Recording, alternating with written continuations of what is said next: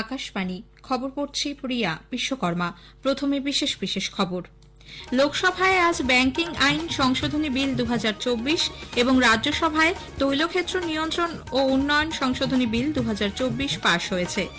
বিদেশমন্ত্রী বলেছেন, ভারত চীন সম্পর্কের উন্নয়নে সীমান্ত এলাকায় শান্তি ও স্থিতাবস্থা বজায় রাখা একান্ত প্রয়োজন।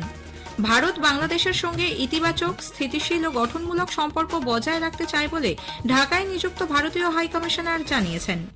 আন্তর্জাতিক দিব্যাঙ্গ দিবস উপলক্ষে প্রধানমন্ত্রী বলেছেন, বিশেষভাবে সক্ষম মানুষের সাহস, আত্মবিশ্বাস এবং সাফল্যকে আজ কুর্নিশ জানানোর দিন।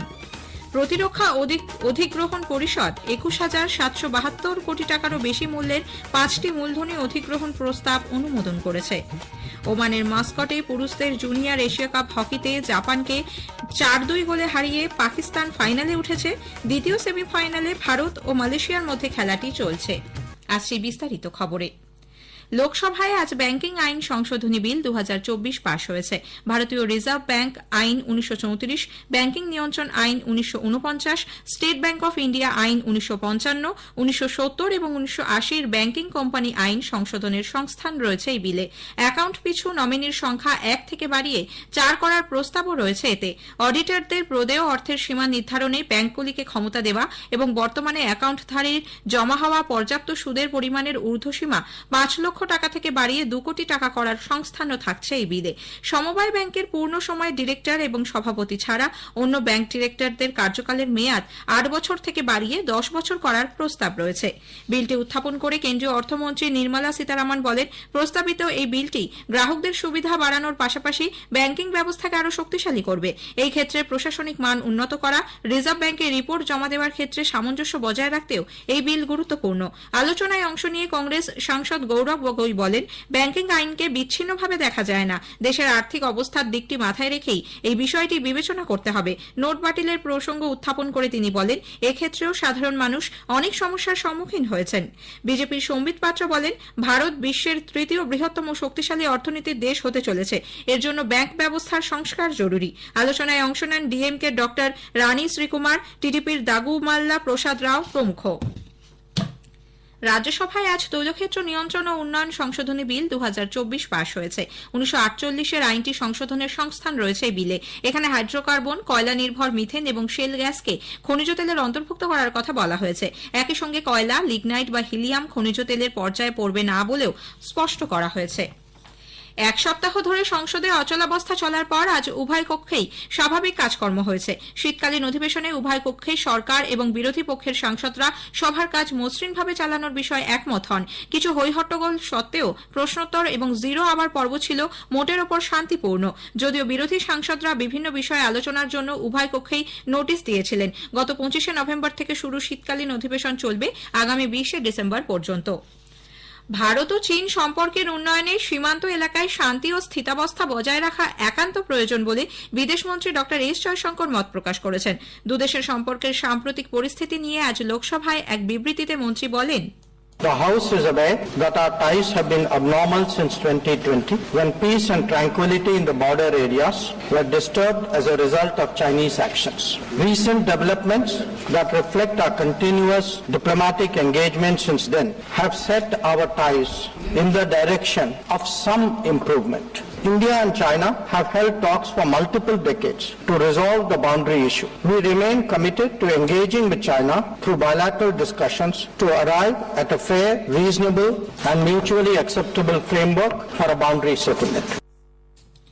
ভারত বাংলাদেশের সঙ্গে ইতিবাচক, স্থিতিশীল ও গঠনমূলক সম্পর্ক বজায় রাখতে চায় বলে ঢাকায় নিযুক্ত ভারতীয় হাইকমিশনার প্রণয় ভার্মা জানিয়েছেন। ঢাকায় সাংবাদিকদের মুখোমুখি হয়ে তিনি বলেন, শান্তি, নিরাপত্তা ও উন্নয়নে দুদেশের অভিন্ন আকাঙ্ক্ষা পূরণে ভারত বাংলাদেশের সঙ্গে কাজ করতে আগ্রহী। We really want to build a positive, stable, constructive relationship moving forward. There are so many things we are doing. There are so many interdependencies we have, and we want to build on those interdependencies to mutual benefit. And we will keep ensuring that our cooperation benefits our two peoples. We have maintained a lot of positive momentum in the relationship. We are willing to engage with the interim government of Bangladesh. We remain interested in working with the government of Bangladesh to fulfill our shared aspirations for peace, security and development.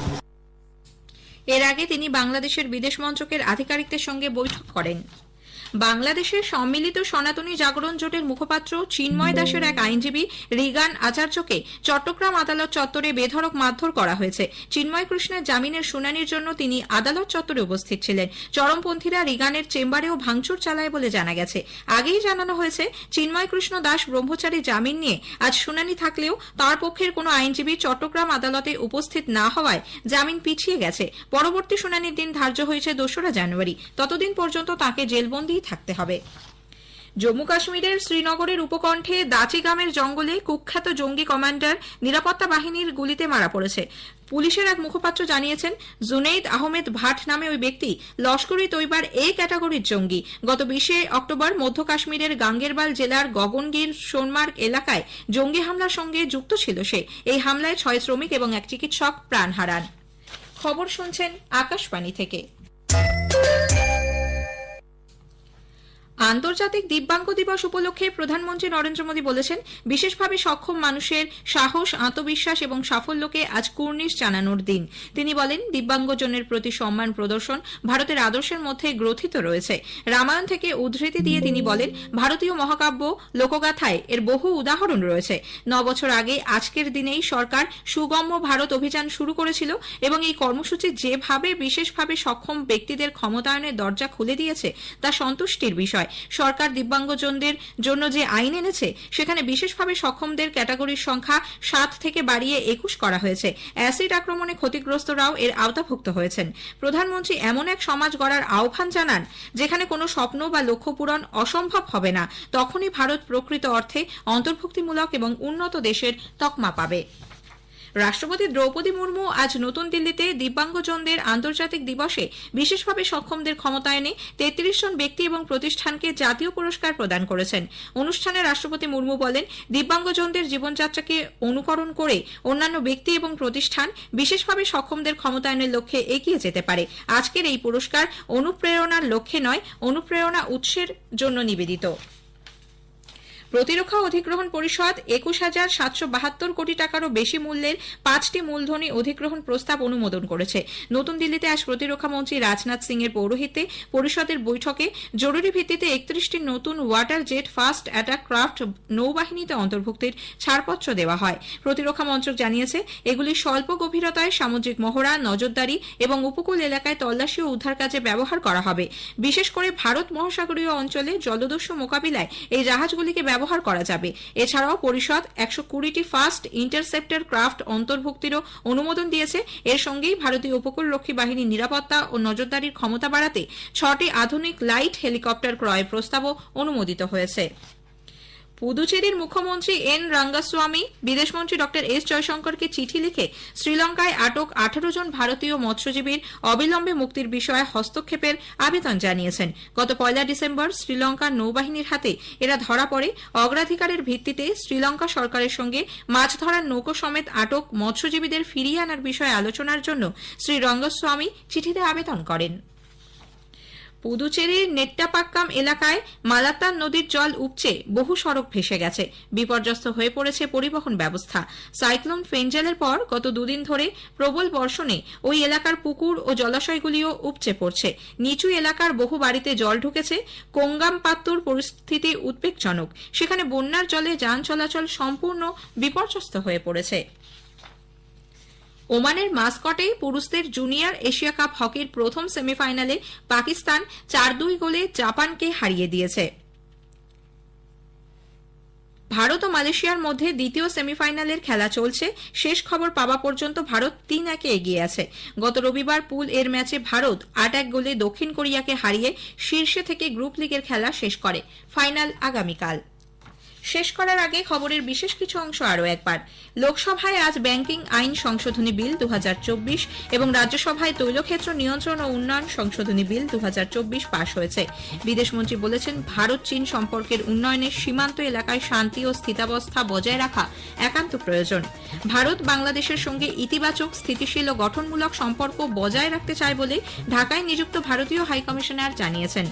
আন্তর্জাতিক দিব্যাঙ্গ দিবস উপলক্ষে প্রধানমন্ত্রী বলেছেন, বিশেষভাবে সক্ষম মানুষের সাহস, আত্মবিশ্বাস এবং সাফল্যকে আজ কুর্নিশ জানানোর দিন। খবর শেষ হলো।